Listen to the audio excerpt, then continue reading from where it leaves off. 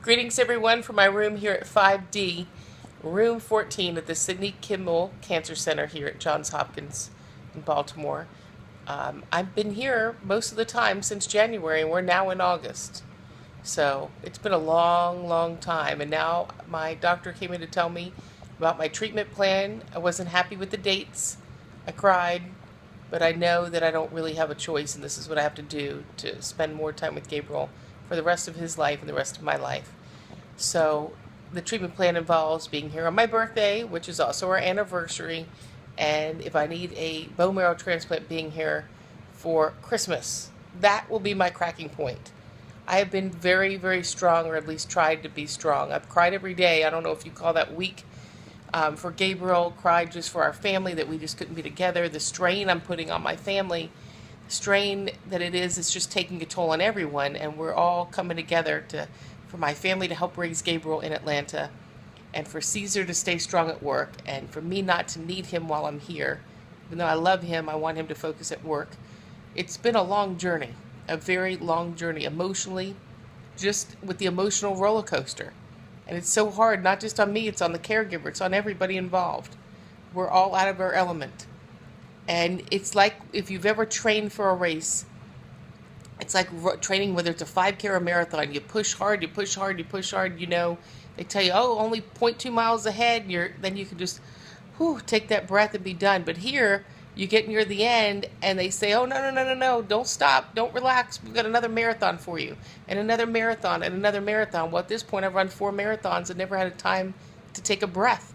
I'm exhausted, but I make myself walk for at least 3 to 4 miles a day.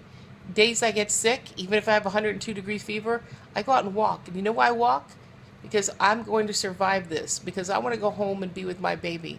He's 2 years old. He needs me. He cries at daycare. They ask me to FaceTime him or send him videos. And he says how much he misses me. And my heart falls to pieces. It's the one thing I've learned here, is that you have no control. And it's something that I thrive off of, is being in control of situations. I have no control. Cancer doesn't care. You're on cancer's time. Cancer's not on your time. Cancer doesn't care if you blow through your birthday, your anniversary, if you miss your kid's school or graduation, or you miss your mother's 70th birthday like I did. Cancer does not care what holiday it is.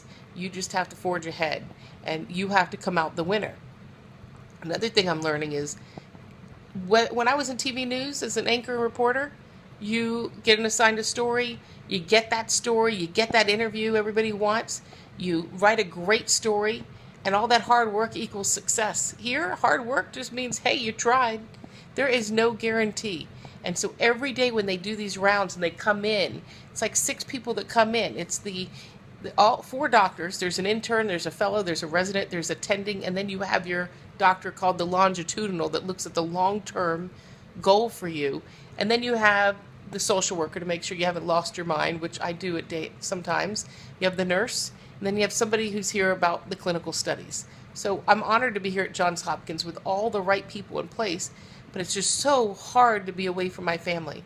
I think I'm out of tears because last night I cried all day, and I sat outside in the dark at night, just needed to get away. I didn't want the nurses to see me crying again.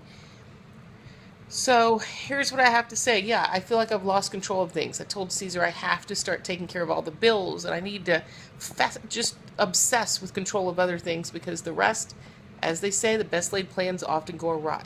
As for my plans, here's what's next. I hope to get out of here in the next 7 days. My son's going to be here in about 7 days, and I want to be there with him. After that, they're going to do 2 weeks later a bone marrow biopsy. In that bone marrow biopsy, they're going to look at not just the bone marrow, but the stem cells. Now remember, the stem cells are the queen bee. That's the mom making all the cells. And if the mom's still there, it doesn't matter if they've killed the adult cells. They have to get the stem cell, or I need a transplant. So when they look, they're going to wait for those tests to come back. If there's any sign of any abnormality, I'll be sent right to transplant. However, that transplant will be pushed back. If they have to study, make sure my sister's still a perfect match, check her medical records, and give her a number of medical tests. If she's still the match for me, that transplant could take place in October. What we're hoping for is I come back, the bone marrow is empty, the stem cell's empty, I come back for what's called HIDAC, which I've been doing since January, and it's basically killing the cancer cells as they wake. They have a 60-day sleep cycle. I come back for that. It's 30 days of hell. I have to armor up and do it, and then I'm done with the treatment. Doesn't mean I walk away singing Kumbaya.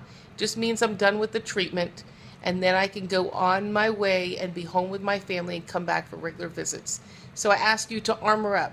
I've armored up. I do it every single day, and I ask you to do the same. It doesn't matter if you don't feel like working out. Get outside and walk. Do something constructive for your body, for your health. You don't want to come in here and half fight. I'm having a tough time being fit and fighting. Come in here and give it your all. You don't know if you're next, because life can change in an instant. So I ask you to go out and enjoy life. Take the vacation. Don't hold grudges. It's not worth it. Just take care of your health and armor up in case this happens to you or somebody you love. Thanks for all your prayers and all your blessings.